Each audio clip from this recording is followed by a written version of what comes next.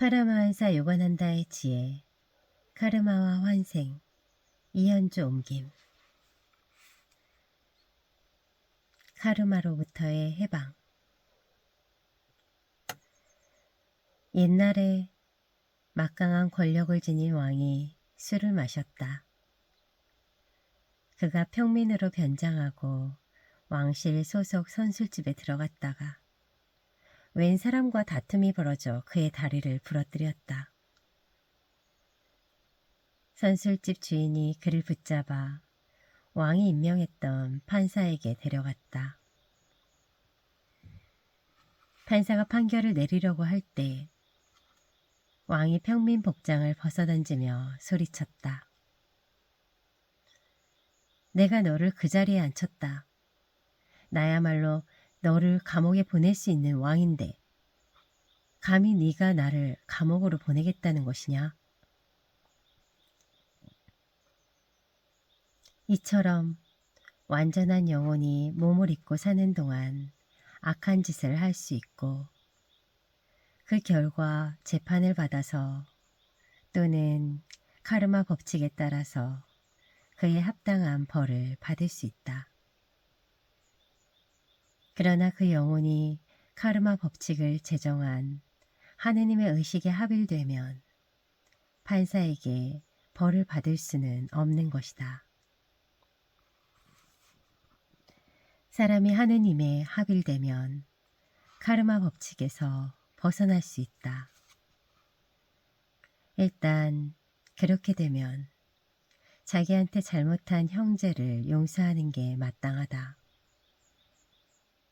명상을 통해 자기 카르마로부터 벗어난 영혼이 자기한테 잘못한 형제를 용서하지 않으면 다시 인간의 삶으로 돌아가 제한된 카르마 법칙의 다스림을 받아야 한다. 그러므로 모든 영혼이 하느님처럼 끝없는 용서와 사랑으로 신성한 상태에 머물러야 한다. 판사는 법에 따라 소년 범죄자를 교화소로 보낼 수 있다. 그러나 소년이 잘못을 뉘우치고 앞으로 잘 살겠다고 약속하면 그를 용서하고 풀어줄 수도 있다. 이와 같이 악한 짓을 한 사람은 카르마 법칙에 따라 제가 뿌린 씨의 열매를 스스로 거두어야 한다. 그러나 그가 깊은 명상과 간절한 기도로 하느님께 호소하면 카르마 법칙을 제정하신 하느님이 그의 형벌을 사면해 줄 수 있는 것이다. 위대한 영혼들의 의식. 대부분의 영혼들이 세상에 태어나서 자기 운명을 의식적으로 다스리지 못한다.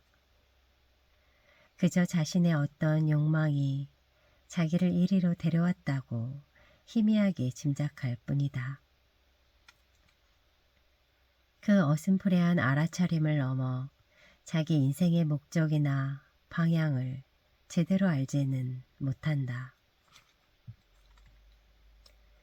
성숙한 영혼들은 그렇지 않다. 그들은 자기가 왜 세상에 왔으며 이 땅에서 할 일이 무엇인지를 안다. 하느님 뜻에 자기 뜻을 조율시키고 내면의 영혼 안내자와 함께 자기 자신의 삶과 다른 이들의 삶을 무한하신 분 안에서 계속 확장되는 자유 쪽으로 향하게 한다. 명상 속에서 갈수록 새로워지는 기쁨에 가닿는 법을 배우는 사람들 또한 무딘 물질 의식 위로 올라가 신성한 영의 자유로 들어간다. 영혼이 더 높은 안내자를 향해 선명히 깨어 있을수록 카르마의 독재로부터 자유로워진다. 하느님 뜻에 완전히 굴복하는 것은 결코 수동태가 아니다. 하느님께 자기를 조율하려면 대단한 의지력과 집중력이 있어야 한다. 하느님께 굴복함으로써 인간의 영혼은 경계 없는 빛의 공간처럼 모든 곳에 편재할 때까지 제 의식을 확장시킨다. 이 복된 영혼의 자기 확장이 마침내 자신은 물론 다른 모든 산물들까지 통제하게 되는 것이다. 크리아 요가와 카르마로부터의 해방. 크리아 요가는 인간의 진화를 빠르게 촉진하는 한 가지 방편이다. 스리 유크테스와르가 제자들에게 자주 한 말이다. 크리아 요가의 통달한 요기는 지난날 자기 행동의 결과에 영향받지 않고 오직 영혼의 인도를 받으며 살아간다. 그러므로 경건한 수련자들은 독수리 눈앞에 뱀처럼 보이는 더디고 성가신 에고의 진화 과정을 밟으려 하지 않는다. 경박한 에고를 자신과 동일시하는 사람은 생각하고 뜻하고 느끼고 끼니를 챙기면서 하루하루 연명하는 것을 당연시하면서 자신이 과거의 행동과 본능과 환경의 꼭두각시일 뿐이라는 사실에 대해 조금도 성찰하거나 인정하지 않는다. 그리하여 사람들의 반응, 느낌, 기분, 습관은 이번 생이나 전생에 자기가 지은 행동의 결과로부터 벗어나지 못한다. 그러나 인과응보의 법칙을 훨씬 뛰어넘는 곳에 당당하고 고귀한 그의 영혼이 있다. 성숙한 요기는 자기 마음과 뜻과 느낌을 육체적 욕망에 그릇된 충족이 아닌 척추에 있는 초의식의 힘에 합일시킨다. 그래서 과거로부터 오는 충동이나 육체적 동기들의 어리석음에 휘둘리지 않는다. 이런 요기가 자신의 위없이 높은 욕망으로 충만해 영원히 소멸되지 않는 복된 영혼의 최후 피난처에 안전하게 머무르는 것이다. 다른 사람의 카르마를 짊어지는 스승들. 스리 유크테스와르는 카시미르에서 심각한 열병을 앓으면서 그 불로 제자들의 죄를 태워 없애주었다. 수준 높은 요기들은 사람의 질병을 물리적으로 변형시키는 형이상학적 방법을 알고 있다. 힘센 사람은 약한 사람의 짐을 옮겨주어 그를 도울 수 있다. 영적인 초인도 제자들의 카르마를 짊어져 그들의 정신과 육체의 짐을 덜어줄 수 있다. 방탕한 자식의 빚을 대신 갚아주고 아들을 질긴 족쇄에서 벗어나게 해주는 부유한 아버지처럼 스승도 기꺼이 자기 일부를 희생해 제자들의 고통을 덜어줄 수 있다는 말이다. 비밀스러운 방법으로 요기가 자신의 마음과 영혼을 병든 자의 마음과 영혼에 일치시키면 그 병의 일부 또는 전부가 스승의 몸으로 옮겨간다. 스승은 본인의 육체로 하느님을 모시고 살아간다. 따라서 자기 신상에 일어나는 일들을 더 이상 염려하지 않는다. 누군가를 살리려고 어떤 병이 자기 몸에 들어오는 것을 허락하더라도 마음은 결코 괴롭지 않다.